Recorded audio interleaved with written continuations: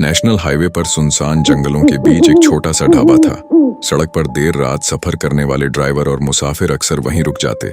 पर अजीब बात यह थी कि जो लोग रात को उस ढाबे में खाना खाते, उनमें से कुछ अगले दिन कभी दिखाई नहीं देते। उस ढाबे की देखभाल करती थी एक लड़की, माया। माया देखने में बेहद खूबसूरत थी। गोरा रंग, लंबे काले बाल, बड़ी चमकती आंखें और हमेशा होंठों पर हल्की सी रहस्यमयी मुस्कान। लोग उसे देखकर मोहित हो जाते, लेकिन उसकी मुस्कान के पीछे क्या छिपा है, यह कोई नहीं जानता था। एक रात करीब 11 बजे अजय नाम का युवक अपनी कार लेकर वहां आ रुका। कार की हेडलाइट्स ढाबे की पुरानी दीवारों पर पड़ी तो जगह और भी भयानक लगने लगी। लेकिन जैसे ही उसने भीतर कदम रखा, माया सामने खड़ी मुस्कुराई। स्वागत है साहब, रास्ता लंबा है, कुछ खा लीजिए, आज की डिश बहुत खास है। अजय जैसे सम्मोहित सा हो गया। उसने खाना मंगाया। थाली में रखा मटन उसकी उम्मीद से कहीं ज्यादा स्वादिष्ट था। वाह, ऐसा खाना तो मैंने कभी नहीं खाया। माया मुस्कुराती रही। उसकी आंखें अजीब ढंग से चमक उठीं।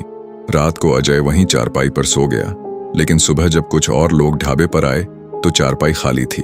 माया ने वही मुस्कान ओढ़ रखी थी और ढाबे की स्पेशल डिश फिर से तैयार थी। कुछ दिन बाद रमेश नाम का ट्रक ड्राइवर पहुंचा। उसका पेट भूख से गुड़गुड़ा रहा था। बीबी जी, जल्दी से खाना देना। माया ने थाली रखी। रमेश ने जैसे ही पहला कौर खाया, उसकी आंखें चौड़ी हो गईं। इतना लजीज मटन कहाँ से लाती हो? माया ने हल्की हंसी में कहा, हमारा राज है, बस इतना समझ लीजिए, ये डिश हमेशा ताजा होती है। रात ढली और रमेश भी रहस्यमयी तरीके से गायब हो गया। सुबह वही लजीज मटन करी फिर ग्राहकों को परोसी गई। कुछ हफ्ते बाद 3 दोस्त विक्रम, राहुल और देव ढाबे पर पहुंचे। वे कॉलेज टूर से लौट रहे थे और बहुत थके हुए थे। ढाबे का सुनसान माहौल देखकर राहुल बोला, यार, ये जगह सही नहीं लग रही। अंधेरा, जंगल और ये लड़की अकेली, कुछ गड़बड़ है। पर देव हंस पड़ा। अरे पगले, लड़की इतनी सुंदर है और तू शक कर रहा है? खाना इतना फेमस है यहाँ का। उन्होंने खाना मंगवाया। थाली आई। स्वाद सचमुच जबरदस्त था। विक्रम ने कहा, भाई, ये तो लत लगाने वाला मटन करी है। रात में अचानक ढाबे की बत्तियां गुल हो गईं। अंधेरे में चीख सुनाई दी। जब रोशनी लौटी तो देव गायब था। देव कहां गया?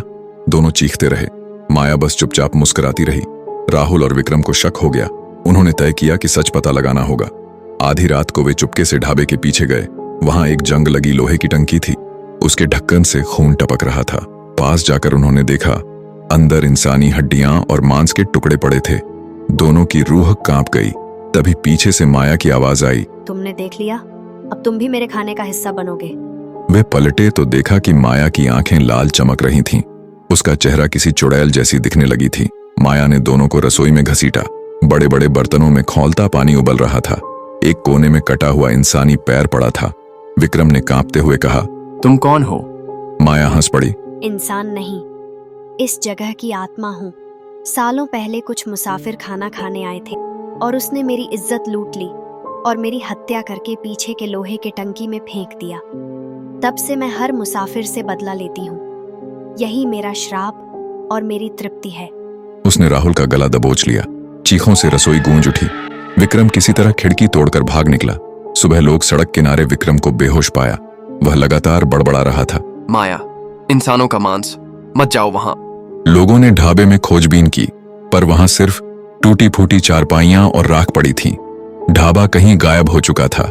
लेकिन उसी रात सूरज ढलते ही लालटेन की रोशनी में वही ढाबा फिर खड़ा था और दरवाजे पर माया मुस्कुराकर कह रही थी, स्वागत है साहब, आज की स्पेशल डिश तैयार है।